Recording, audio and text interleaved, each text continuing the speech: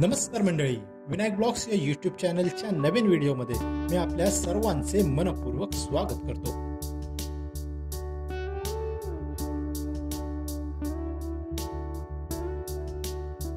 नाशिक प्रांत ते कोकण या घाटवाटेवरील एक रखवालदार म्हणून सह्याद्री डोंगर रांगेत उभा असणारा किल्ला म्हणजे त्रिंगलवाडी किल्ला। जरा उभ्या कातळात कोरलेल्या सलग 96 पायरी मार्गामुळे पर्यटकांना आकर्षित करणाऱ्या या त्रिंगलवाडी किल्ल्याची आज सफर करूया। मंडळी, माझा हा पहिलाच ट्रेक असल्याने मी खूप उत्सुक होतो। पाऊस आणि गडाची सफर म्हणजे एक वेगळाच आनंद। मी पहिल्यांदा या ग्रुप बरोबर ट्रेकला आलो। त्रिंगलवाडी किल्ला हा इगतपुरी येथे असल्याने रात्री ठाण्यातून आम्ही महानगरी सुपरफास्ट एक्सप्रेस गाडीने निघालो। ही गाडी सकाळी 3 वाजता इगतपुरी येथे पोहोचली। पाऊस भरपूर पडत होता। आम्हाला ट्रेक करायला मिळेल की नाही या विचारात मी होतो। इगतपुरी स्टेशनवरून रिक्षाने आम्ही त्रिंगलवाडी गावात आलो। तेथील एका हनुमान मंदिरात आम्ही सकाळ होईपर्यंत थांबलो। बाहेर पाऊस काही केल्या थांबायचं नाव घेत नव्हता। भर पावसात सकाळी 6 वाजता आम्ही गडाच्या वाटेने प्रवास सुरू केला।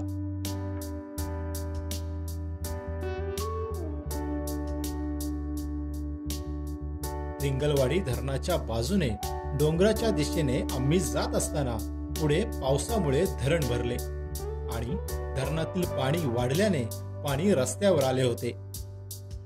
जो रस्ता आम्हाला माहित होता तो पाण्याखाली गेला होता। हे बघा, माझ्या पाठीमागे तुम्ही बघताय किती पाणी आहे।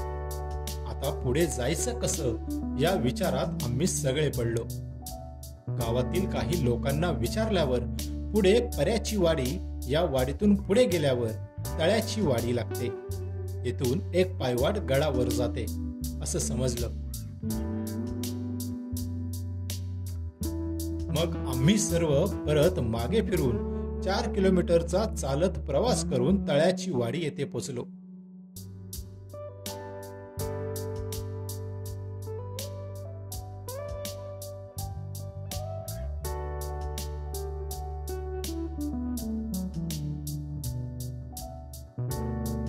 तेथे एक छोटे हॉटेल आहे। तिथे थोडा चहा नाश्ता केला आणि त्या वाडीतील एका वाटाड्याला घेऊन गडाच्या मार्गाने निघालो।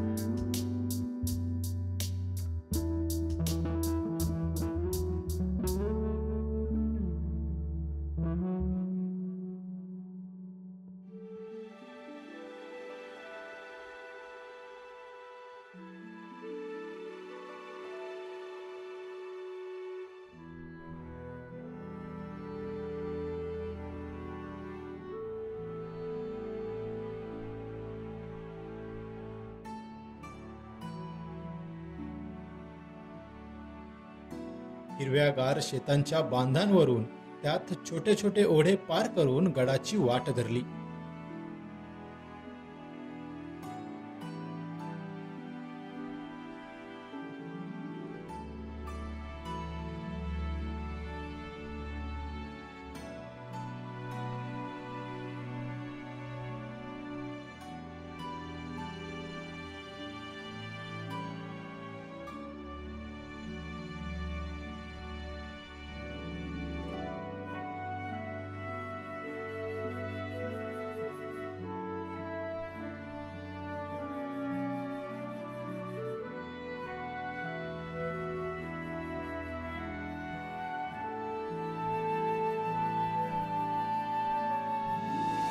वाटेतच एक सतीशिळा नजरेस पडली।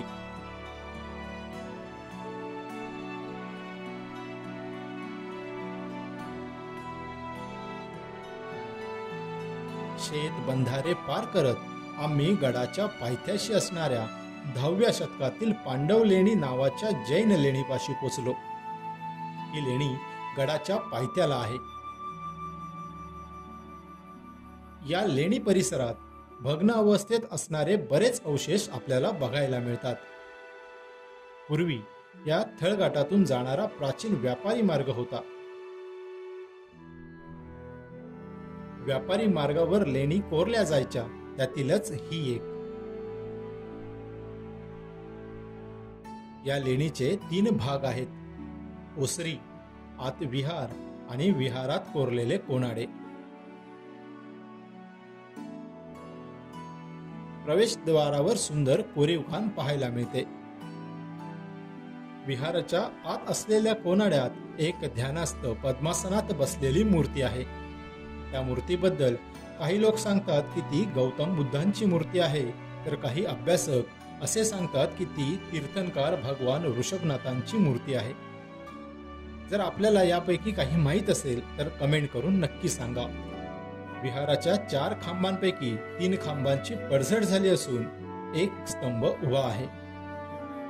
त्या काळात शिल्पकला किती प्रगत आणि बहरलेली होती याचं उत्तम उदाहरण म्हणजे ही लेणी. लेण्यांच्या बाजूनेच गडावर जाण्याची वाट आहे.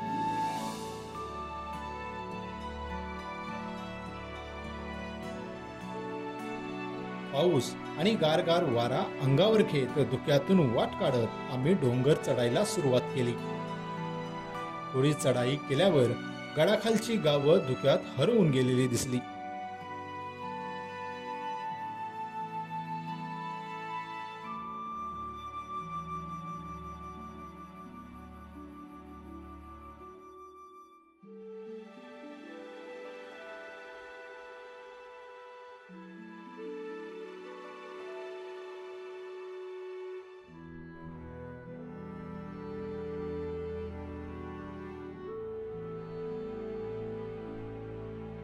गडावर जाण्यासाठी 2 वाटा आहेत. त्यातील डावीकडील वाटेने म्हणजे कोकण दरवाजाने जायचं ठरवलं.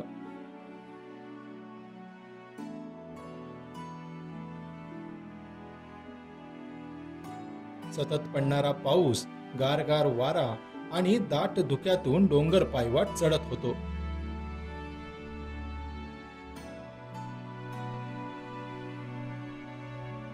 गडकिल्ले फिरायचं म्हटलं की मनामध्ये एक वेगळी ऊर्जा आणि आनंद असतोच. आता आम्हाला आस लागली होती ती म्हणजे उभ्या कातळात कोरलेल्या पायरी मार्गाने गडावर जाण्याची.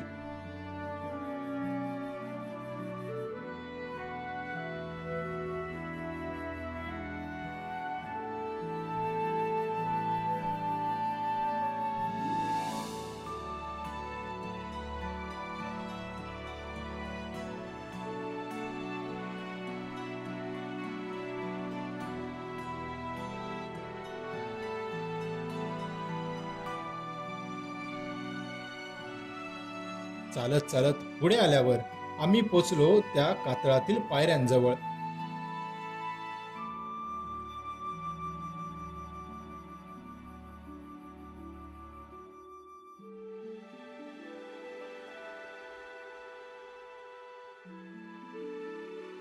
गडाच्या पायऱ्या उद्ध्वस्त केल्यामुळे तसेच पावसामुळे पायऱ्यांचा भाग निसरडा झाल्याने सुरुवातीला काही पायऱ्या चढताना विशेष काळजी घ्यावी लागते.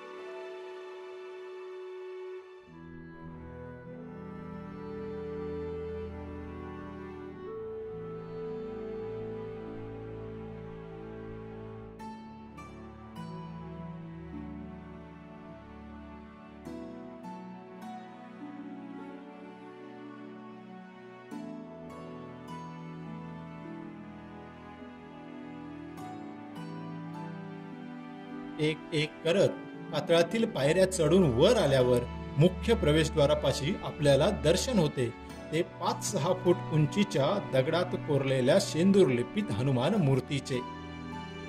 हनुमान म्हणजे सामर्थ्य, बळ याचं प्रतीक. बोल बोल बोल बोल बजरंगबली की जय. छत्रपती शिवाजी महाराज की जय. गडकिल्ल्यांवर यांचं अस्तित्व असणे म्हणजे शौर्याला चालना देणारे ठरते.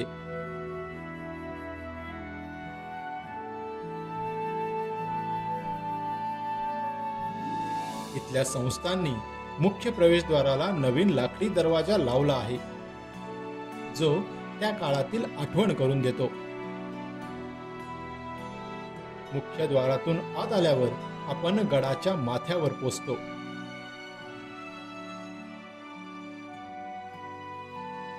हा किल्ला फार मोठा नाही. गडावर वाड्यांचे अवशेष पाहायला मिळतात. कल्याण, ठाणे आणि कोकण किनाऱ्यावरील माल हा थळघाट मार्गे नाशिकच्या बाजारपेठेत येत असे. या व्यापारी मार्गाचे रक्षण करण्यासाठी हा किल्ला असावा असा एक अंदाज बांधला जातो. किल्ल्याच्या पायथ्याशी असणाऱ्या जैन लेणीवरून या किल्ल्याची निर्मिती साधारण 9व्या ते 10व्या शतकात झाली असावी.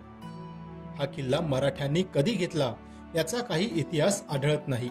मात्र 1688च्या शेवटी मुघलांनी फितुरीने हा किल्ला मराठ्यांकडून जिंकला असा उल्लेख आढळतो. याचाच अर्थ हा किल्ला बराच काळ मराठ्यांच्या ताब्यात होता. हा किल्ला चढाईसाठी मध्यम आहे. गडावर धुक्याची चादर पसरली होती. त्यात पाऊस सुरूच होता.